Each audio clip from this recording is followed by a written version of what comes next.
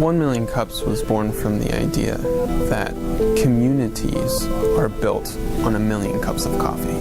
We're making a hypothesis. If Kansas City's entrepreneurs had 1 million more cups of coffee together, that we could fundamentally change the culture of entrepreneurship in Kansas City. So 1 Million Cups is a weekly program held in Kaufman Labs, and each week we feature 2 unique startups from Kansas City. It's a 6-minute presentation format, and it's education-based. As a new company, obviously you're facing unique challenges day to day. So what's your issue? And the audience is made up of other entrepreneurs, advisors, mentors, researchers. We have people who are just interested in entrepreneurship and maybe are thinking about taking the leap. And people who are builders and makers. It's sort of this collaborative education space. You know, people start talking about, hey, this is the gap that I'm facing. You know, what's your experience with that? And they're like, oh yeah, well I have my own company and we faced that, 6 months ago. I'd love to help you. This is actually an open forum, so every Wednesday from 9 to 10 a.m. Show up at Kaufman Labs. Please, join us and invite your friends and people who would benefit from that.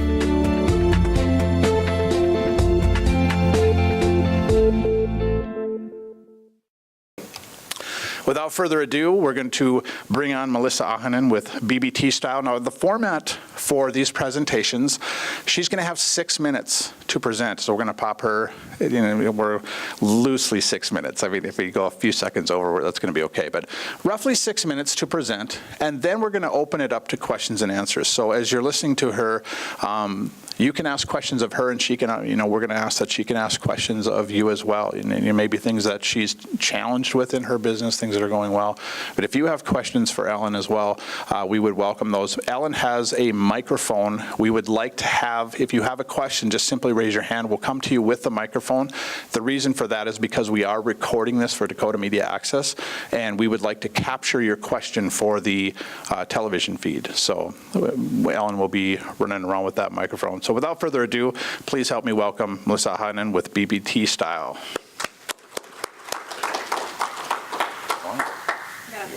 Switch here. Can you guys hear me okay?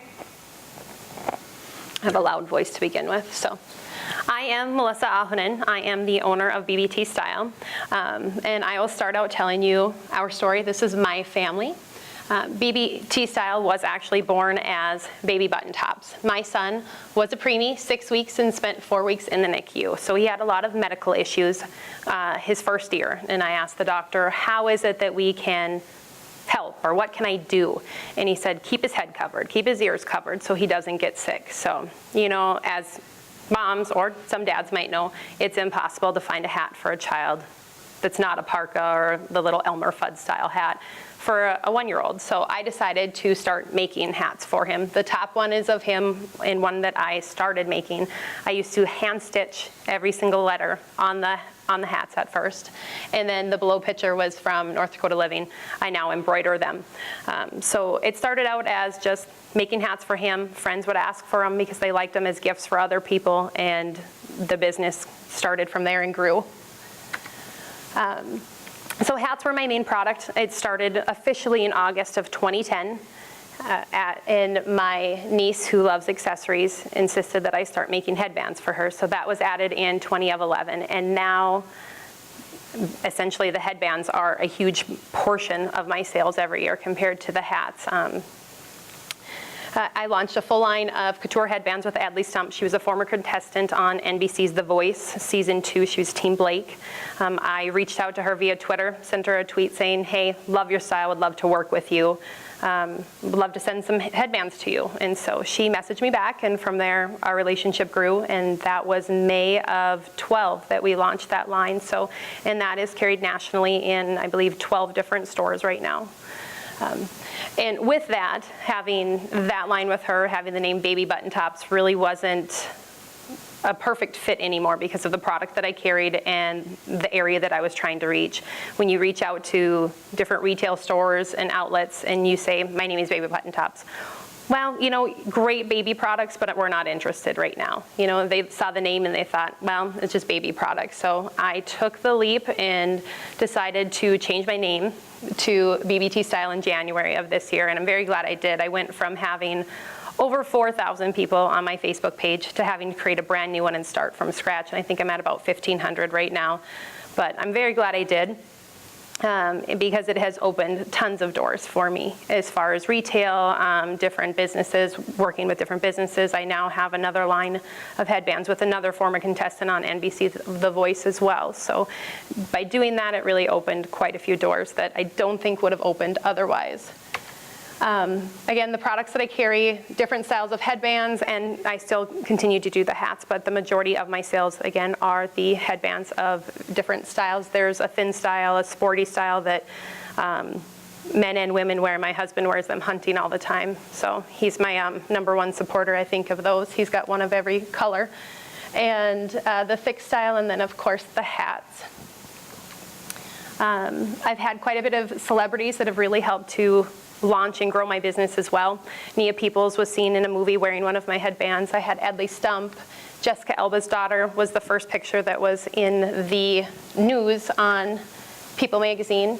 Bret Michaels, and then there was the Two Steel Girls on the Today Show. So by using that outlet of working with celebrities and having their pictures, I guess people think if a celebrity likes it and they're going to wear it, I need to have it too. That's kind of the mentality lately. So with those and having those pictures, that's really helped my business grow quite a bit as well. For the market and need, girls can never have too many accessories. I always tell every guy, always asks, well, won't a girl buy just 1 or 2 and then be done? No. Guys, I'm sure you can say if you're married, does your wife only own like 2 pairs of shoes or 1 or 2 purses or anything like that? Most don't. They like accessories and they like to look stylish. So I have had customers, obviously, from newborn all the way to 87 years old. This fall, I had an 87-year-old come and buy a bunch of headbands because she liked them and she thought she looked good. So really, there's customers every age base. There's no boundary. Men wear the headbands as well. Some welders, athletic, hunting. My little guy wears them too, just for the fun of it. Challenges that I see now, time. I work full time at another hospital that is in town. So I work full time, and I'm a mom and a wife. So time is, basically sleep is overrated, is how I always tell people, because you have to fit it in somehow in your day. So supplies can always be a challenge for you, because you might find something you absolutely love and people love, and then all of a sudden you can't get it anymore and it's sold out or it's discontinued. That's always a challenge that you run into as a small business, because you can't afford to buy 50 yards of fabric at one time. And the power of one. I do all of the sewing except for winter months. My husband does help me when I am very far behind, but I stress the word very for him sewing. So that would be another challenge I face, is that you're a power of one. How can you expand and grow without needing more people and hiring staff? So I don't know if I took 6 minutes, but that's the gist of it. I went very quick. So that is it. Question? All right, Paul? Thanks.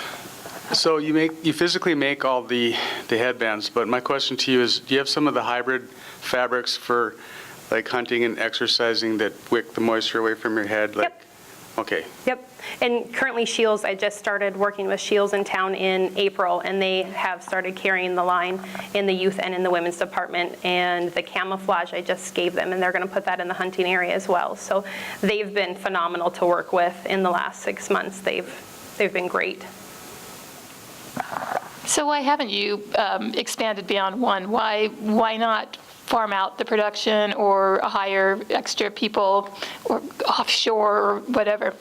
Well, I'm handmade, so I don't want it to go over to another manufacturer across the seas or wherever it may be. I'm picky with my product, and it's my name, so I want to see, I want to see every product that goes out the doors, essentially. Now, I also still work full-time because I carry our health insurance for my family, so that, you can't really get rid of that at the moment right now either. So I've looked at it. Right now, it's not a possibility. But as far as handmade, I would feel like I'm cheating someone saying it's handmade if I send it across seas. Scott, you know everything about me. Come on. That's why I'm going to ask a question. So you started working with, you talk about the celebrities that you've worked with, and that's been a huge boon to your business. But you started working with the Artisan Group, right? Can you talk Correct. a little bit about that relationship? The Artisan Group is a group of, and Erica belongs with me to this group. It's a group that does celebrity giftings at events such as the Emmys, the Golden Globes, the Oscars, those different events. So it's a collaboration of, I think there's about 900 members right now, and about 100 people will get to put a product in the bag, and then the celebrities are gifted the products at the facility that they go to. They can take pictures with your product and things like that, but it helps you get your name out there, your product out there, and the possibility of having a picture with a celebrity as well. And they also do a lot of nonprofit. They do a lot of big donations in raffles and things like that as well. So besides the celebrity, what has been some of your best marketing resources that you've had? My husband hunting, honestly, because he wears one nonstop, and to work, he wears them all the time because he works outside, he works construction, so he's out in the sun all the time. Friends, buying gifts for other people. You've been great because I talk to you, I think, almost every other month, I think, sometimes. Just a variety. Word of mouth is amazing, I have had a girl come to my door for trick-or-treating last year, or the year before, and she knocked on my door, and I answered it, and she's like, "You're the headband lady." I'm like, "Yep, but I'm not handing them out tonight." But, it's crazy how people recognize you for those things. Can you talk a little bit about the role social media plays in your business? For me, it's been amazing, social media, especially with Twitter. Reaching out to people you didn't think you'd be able to work with, like Allison Schmidt, an Olympic gold medalist. I've had products sent to her and formed a great friendship with her via Twitter and now email, just speaking with her, on a weekly or monthly basis. That's how the whole line with Adley started as well, was just a single tweet saying I'd love to send her some headbands for her to try. I guess just reaching out and the possibility of what you can do, and using Instagram and Facebook. Facebook, it was a little scary to change names from going from that large of a fan base, but I think my page is more active now with the 1,500 I have than the 4,000 that I had. So where do you want to see this business go to? Do you want to have it to where it's a large business? Do you want it just more of a hobby business to where you kind of do it on the side, or what's your goal? I would love to grow it full time, that I could quit and just do that. I love to sew, learned to do it from my grandma's when I was little. My sister also has a business, so we collaborate as well a lot. Collaborate with a lot of friends and ideas, but I would love to grow it to be full time and not just a hobby. It kind of is more than a hobby at this point as well, because of the increase of sales that I've had. Are you at the tipping point where you could do this full time right now? Very close to it, yes. Okay. So once you hit that, would you transfer from other, or quit your job and then do this full time then, once you reach a certain milestone? Yes, I would love to do that. As long as it works out, and the healthcare issue and all of that. So. And the other question is your target. You're saying you're in some retailers. Price point, I'm sure there's many other companies that do headbands, but what's your niche? Are you going more for the high-end consumer? Are you going more of, are you cost conscious for the shopper, or what's your I target? am cost conscious, especially our state. I don't want to say we're cheap, but we don't buy a lot of frilly things in this state. So my price points are set more to be of the conscious shopper. The Adley line, and there's a couple other new headbands that I'm just coming out with. Those are on the higher end, and those are the ones that sell more nationally and everything. But locally and in the retail stores that I carry, it's price point is set for the more conscious North Dakota shopper, because I think we're more sticker shock in this state than other states, especially when I've gone to other craft shows out of state and other stores. People don't blink an eye to spend dollars versus here. Which retailers are you working with? I work Shields locally. There's Momo's Garden in Dickinson. She'll also be in Bismarck soon. Eco Chick in Fargo and in Bismarck as well. Adley Ann's, which is a baby store in Grand Forks. Trendy Treasures, it's in Texas. Po Girls is in South Carolina. Trying to remember the rest of the names. There are different names. There's a couple in Oklahoma, because that's where Adley is from, and that's where they carry her line. There's one in Canada that's called Pretty Please Boutique. And I think that's about it. I can't remember the Oklahoma ones, but there's several. Okay. Are these direct or going through a distributor? Direct. Direct. Do you have enough margin? Do I have enough margin? Yes. I make sure that I get paid for what I do. And how about for the people that retail it? Do they get paid for what they do? For what they sell? Yes, Yeah. they do. Yeah. That's why you have to look at the price point, but also, for me, if I'm not going to make anything off of the product, selling it, it's kind of pointless for me to make it, is how I look at it. Because you put all your time into it and not make anything, you're not really getting anywhere with your business.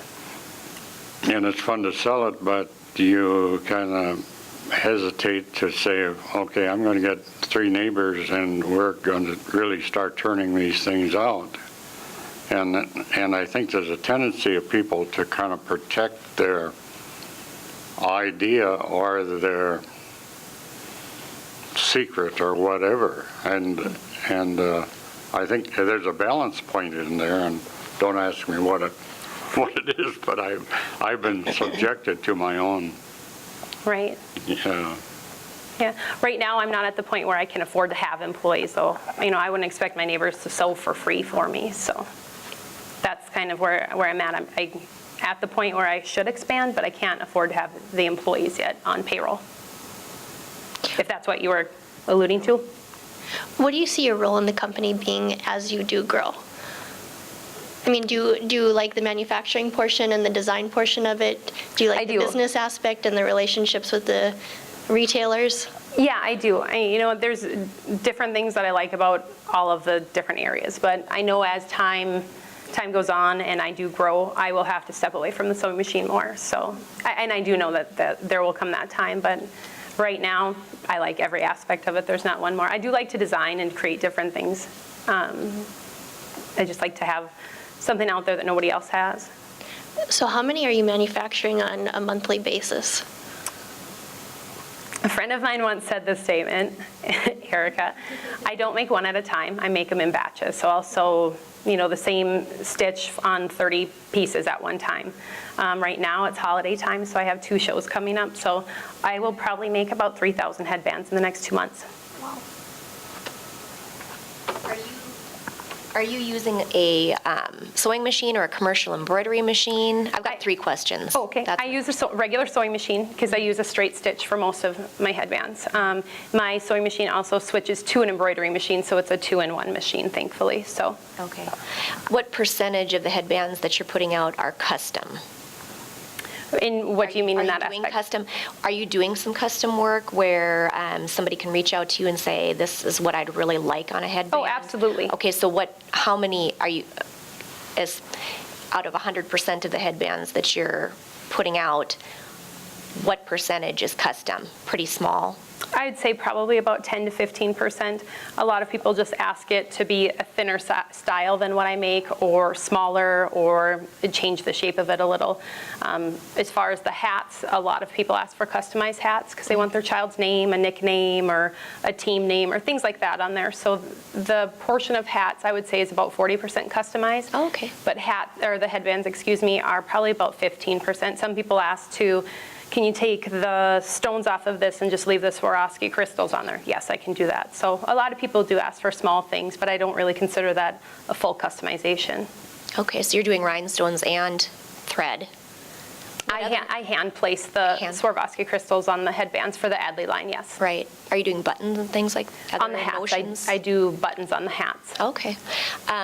As far as American-made materials and maybe organic materials, do you look at any of those things? Yep, I do. As far as fabric shopping, I buy locally, I buy online, fabric swap with some friends.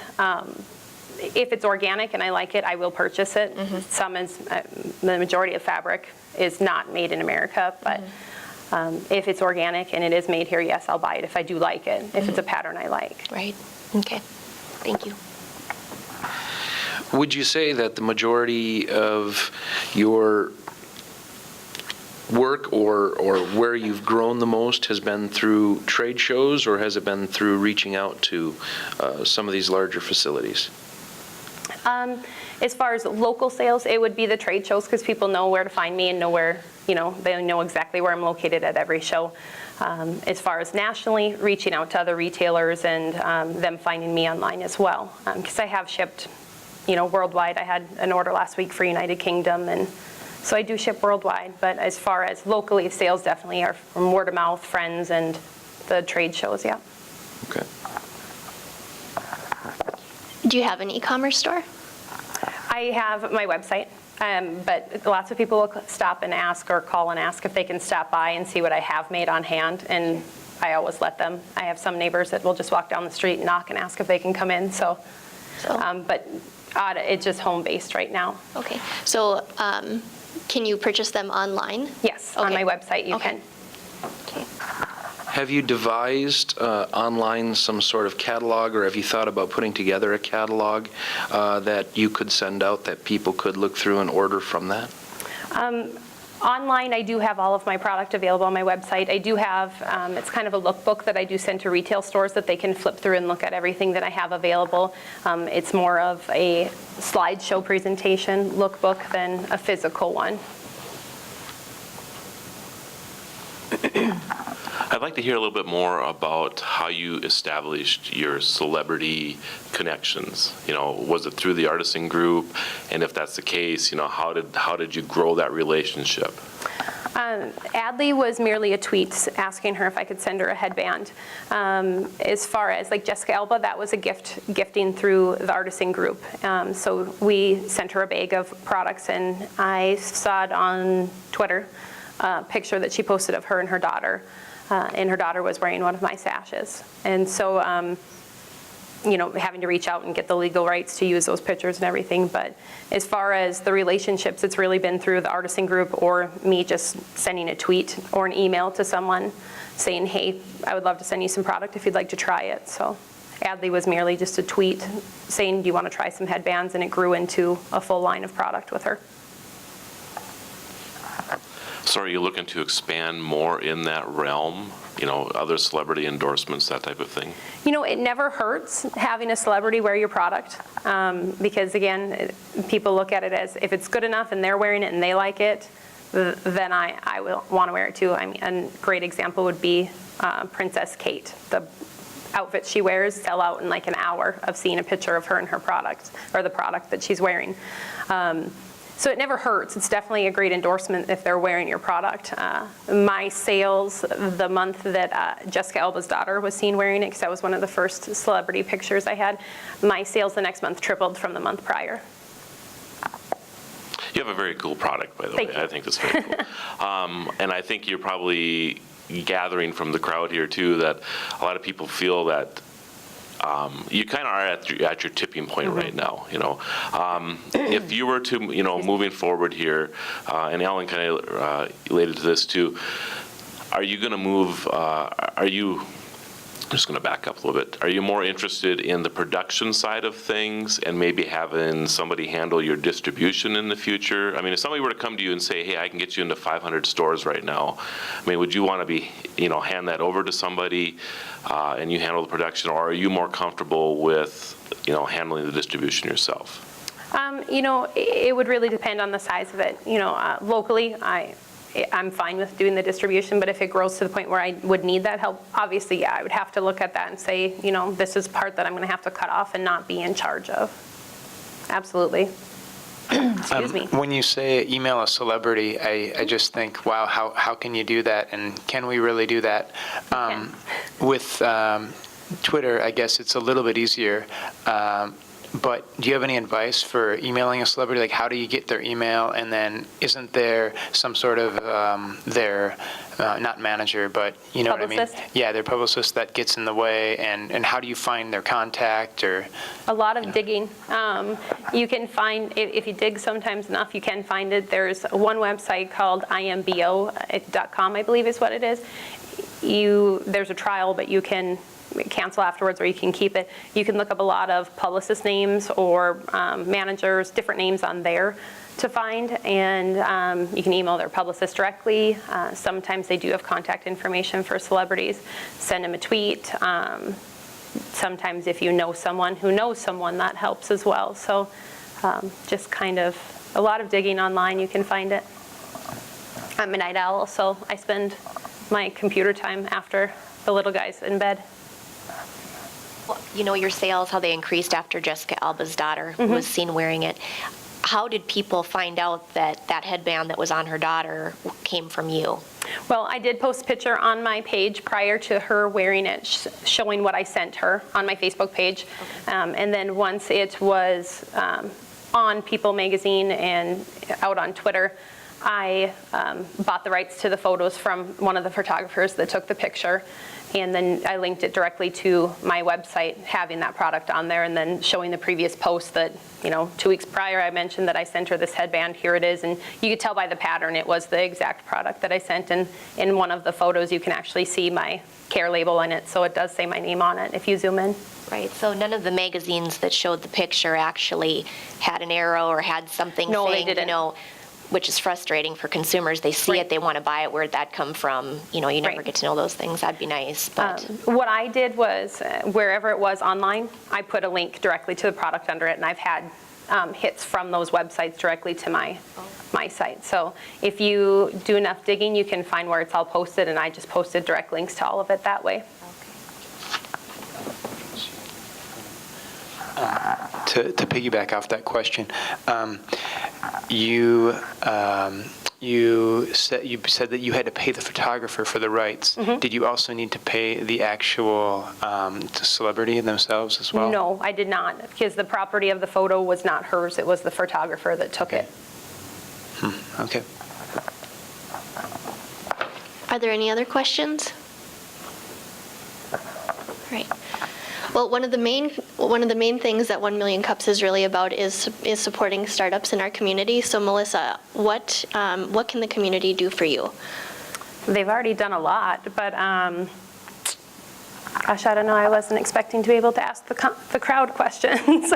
Always, it's a collaborative environment. So, I can help you. My husband is a custom embroidery digitizer. He's been doing that he's been in the embroidery business since he was out of high school. Okay. In his 30s, worked for Dakota Collectibles. He's one of the best embroidery digitizers in the United States. We have custom embroidery, we have commercial equipment.